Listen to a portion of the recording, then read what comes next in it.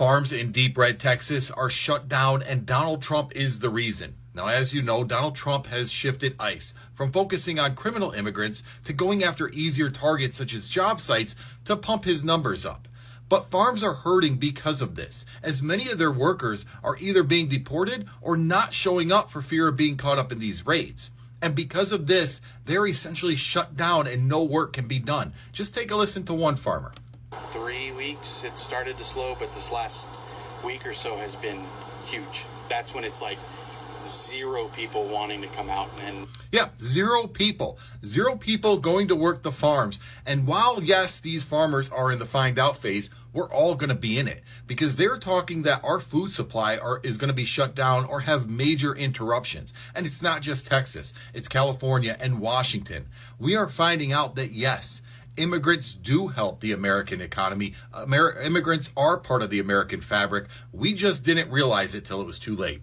America is facing a paradox. The very people who helped shape the nation's political direction are now among those suffering the most. Texas farmers, many of whom voted red, now find themselves broke and begging for labor, including from Black Americans. Meanwhile, the tourism industry is taking a massive hit as travelers cancel their trips to the United States. But why is this happening? What connects the breakdown in agriculture, the political choices in rural America, and the decline in tourism? Today, we are digging deep into the unexpected ripple effects of political, economic, and cultural choices made in recent years, and how it's leading to national consequences. Let's start in Texas, where farmland is vast and conservative politics dominate. In 2016 and 2020, most rural counties overwhelmingly voted Republican, believing in promises of economic revival, strong borders, and deregulation. But the reality, it's 2025, and thousands of small and mid-sized farms are on the brink of collapse. But why? Immigration crackdowns. Stricter immigration laws led to the reduction in migrant labor, the backbone of agricultural workforce in states like Texas. With fewer hands to work the fields, crops went unharvested, supply chains broke, and profit margins vanished. Tariffs and trade wars. Political tension and tariff battles with countries like China and Mexico deeply affected exports, especially soybean, beef, and corn. Farmers who once relied on foreign markets are now drowning in unsold produce. Climate policy ignored. Record-breaking heat, unpredictable droughts, and water shortages have hit southern farmers hard. But due to resistance to climate policy, many rural areas were left without federal support for sustainable solutions. Let's watch this video. Immigrant farm workers are not showing up on farms in the Rio Grande Valley in Texas, Florida, and California. In Texas, in particular, in the Rio Grande Valley, they produce many crops needed around the country, such as grapefruit, corn, citrus, oranges, all the vegetables, tomatoes, carrots, cabbage, onions are all grown here. And guess what? The undocumented workers are not showing up there. They're not showing up here in Florida, and they're not showing up in California. Now, I can hear you all say, you don't care, you're glad they're getting them. They're breaking the law, number one. They are criminals. They're not criminals. They are violating a civil violation, which is a fine or a penalty. It is not criminal, unlike the felon in the White House. That's a criminal. You will be complaining when you see no fruit, vegetables, and other crops in our grocery stores to eat. You will care when you see the prices escalate even higher. Isn't that the reason y'all supposedly voted for Trump? Because he was going to bring the prices down, and y'all could only complain about everything under Biden. I don't hear y'all complaining about these out-of-control prices anymore that we continue to see everywhere thanks to Donald Trump. And all the prices that we've seen go up because of the trade deals or no trade deals and the tariffs. Well, guess what? These prices are going up. Thank you, Donald Trump. You and Stephen Miller. Stephen Miller is such a genius. You know, he is the whole reason that we're having this whole problem, because he is so anti-immigrant. And by the way, his family came from Europe. They were persecuted as immigrants. And Elon, oops, Elon, I did say Elon. Elon, how do you like hanging out with Stephen's wife? What do you think? Love to hear from my Democrats, my maggots, my crazies, my kickers, and my burned out light bulbs. What do you all think? It's Joe from Georgia. So this is news out of Texas. But folks, these are alarm bells ringing for the entire United States, and our government is not listening. Overnight, multiple farms in the state of Texas completely shut down. And the reason for this shutdown was because they have lost almost 100% of their workforce. Now, we know this is the result of the immigration raids and stricter enforcement, but the ripple effect is going to be felt all the way across this country. Now, you've got crops that are rotting in the fields. You have livestock that is not being attended to at all. And that takes a lot of personnel. And we're talking, so now we're getting every area of food to include meat. And the communities that surround these farms, those businesses and those people who depend on the income from these farms, it's creating disasters for small communities in Texas. Now, this is not stopping at Texas farms. This is going to end up all the way across America, especially in the breadbasket, the middle of the nation, because they have tons of immigrant help. But folks, the alarm bells are ringing. Your food on your plate is being affected. So you got to think about it. It won't be soon until either prices go ridiculously high or you just won't have any food to buy. Here is where it gets complicated and ironic. In towns that once turned a blind eye to racist history or actively supported policies that disadvantage Black Americans, there is now a public call for help. Farmers are asking Black communities to return to the fields where their ancestors were once forced to work during slavery. But many Black Americans are saying no, thanks. Let's watch this video. Them farmers really thought we was going back to them fields. They really thought we was going back to them fields. You know what? My mother was the first generation on her mother's side not to be brought up on a plantation. Not to be brought up on a plantation. That's what I said. My grandfather had a third grade education, but he left my mama 2 houses, property in the bank, property and money in the bank, with a third grade education. And guess what? He worked in fields. My great grandmother worked in fields and cut that cane just like a man. You hear me? And if you think that Eddie Lewis and Victoria C. Jones and all the rest of my ancestors bust their tail in them fields for us to go back to the fields, absolutely not. That's not progress. We're trying to heal from ancestral trauma. We're trying to heal from that. That ain't happening. That produce could rot in them fields before we go back to them fields. They need to let them know that. So y'all remember when it was said that we taking all the Black jobs? They really thought that we was going to be looking for Black jobs, y'all. And I woke up this morning, I was scrolling through TikTok, and I saw this guy made a video, and I saved it to my favorite, so you can go look for it. And he said he was pretending to be MAGA on one of those other apps. He said they were doing a live, and the farmers were saying that they thought that the Black people would be looking for jobs to work on their farms. Now, you got to be kidding me. Do they think we really looking for farm work? Do they not know that we are educated and we got degrees?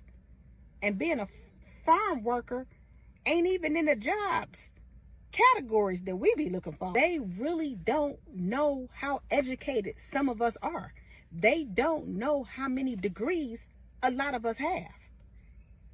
They got to be really lost if they think that we want to come and work on their farms. They don't know that our parents and our grandparents growing up wouldn't even let us be outside if it wasn't no shade outside. Do they really think that we gonna work on a farm where ain't no shade trees at? I hate to disappoint y'all, baby, but you're gonna have to get somebody else to do it, because we ain't working on nobody's farm. Never. The only way you gonna see Black people working on a farm is if they own the farm, because we not working on nobody's farm as no workers. So I hate to disappoint y'all. If y'all thought those was black jobs that black people looking for, honey, you better think again. Because So I know I was talking about, the Latino vote before, the Viva vote for Donald Trump. Okay, well, let's get on to the white folks, the white farmers. So, word is out now that the white farmers voted for Donald Trump because they thought they were going to get black Americans in the fields. Because they also thought black folks did not have jobs.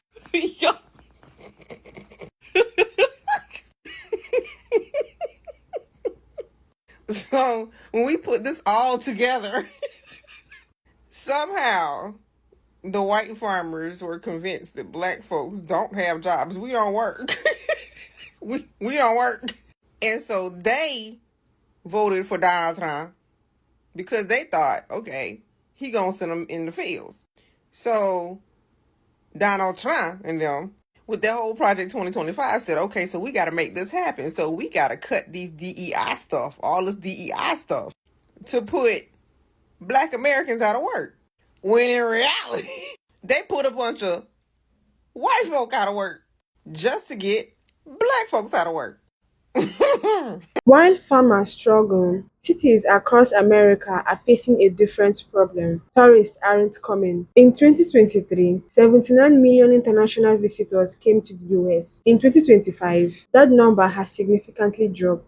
Here's why. Gun violence. The US has one of the highest gun violence rates among developed countries. Viral videos of mass shooting in schools, malls, and even airports have frightened would-be tourists. Global image crisis. The political chaos and rise in hate crimes and diverse rhetoric from political leaders have made America look unsafe and unwelcoming, especially people of color, Muslims, LGBTQ travelers, and even Europeans. Visa hassles and travel bans. Lengthy, unpredictable visa processes and past travel bans have left a lasting impression. Tourists worries that what happens if I get sick in the US? The lack of universal health care and high emergency costs are a major deterrent. Let's take a look at this video. So I've canceled my next trip to the United States. I was meant to be going there in later April. I was looking forward to it as well, like going to Boston, New England, beautiful places, lovely people. In fact, I even have both friends and actually some relatives in Maine, but I've canceled it because ICE or whatever the hell it is detaining people. I mean, they detained a young Canadian for 10 days. They apparently arrested a bunch of Germans recently. They're going through people's phones. Like, this is meant to be, the United States is meant to be the beacon of democracy and freedom and so forth. Well, it is anything but. This is what fascism actually looks like. It is awful in North Korea, and it is awful in Saudi Arabia, and it is awful in Iran. So we can all be honest about that. But when that sort of thing settles in to what we consider to be the free world, that is the erosion of any value that we actually stand for. So I bring business to the United States, right? I run tours. Well, I'm not going to now. It's shocking, but I woke up 3 days in a row worrying about flying down there. And then I talked to someone I know kind of on the inside who said, don't fly in if you're not an American citizen. Like, this is how terrible it is at the moment. So it's sad and it's shocking, but hey, I'm off to Europe in a few days. I can fly down to South America, a lot of beautiful places. And American friends are welcome up here, absolutely. But if you're going to come up and wave a Trump flag, then, don't bother. While MAGA diehards keep chanting, "We don't care," every time someone points out the cost of Donald Trump's policies, international tourists are quietly delivering the one response that matters in Trump's America, which is they're not coming to the United States for vacations. We have new data now from the World Travel and Tourism Council The U.S. is on track to lose over $12 billion in international travel spending this year. That's a decline of 7%. It's not because suddenly the sand on the beaches is no good. It's not because the theme parks got rid of everybody's favorite ride. It's because the rest of the world sees what the United States under Donald Trump has become: expensive, hostile, and unstable. And they're voting with their passports. Of the 184 countries surveyed, the U.S. is the only one with an absolute decline in international visitor spending. According to the WTC's CEO, quote, "The U.S. has firmly got a 'we're not open for business' sign right now." And that's correct. Germany has updated its travel advisory after several Germans were detained at the U.S. border. Canada, which used to be exempt from most of the short-term visa requirements, now has to register and submit fingerprints for any visit longer than 30 days. That's new under Donald Trump. You've got Canadian Airlines canceling routes due to declining demand. Vehicle traffic at land crossings is down significantly from Canada. So these are not anecdotes. This is an economic warning siren. The largest travel economy in the world is bleeding visitors. And MAGA's response is always, so what? We don't want sissy Europeans and liberal Canadians coming here. You might be asking, what does Texas farming has to do with tourism? It's all part of the ecosystem. A nation impacted by short-term political thinking, cultural wars, and refusal to confront systematic problems. Here is how national reputation, political rhetoric affects how the world sees America. Harsh immigration stances and cultural wars hurt both foreign worker recruitment and global tourism perception. Workforce collapse. Without welcoming policies, international tourism suffers. Without both, the economy suffers. Cultural division. The same states pushing for strict laws on diversity, abortion, and censorship are also losing convention, international students, and tourism dollars. Let's talk numbers. Texas agriculture loses over $4 billion in projected crop loss due to labor shortages since 2022. Tourism revenue drop, $150 billion loss in tourism-related spending since 2023.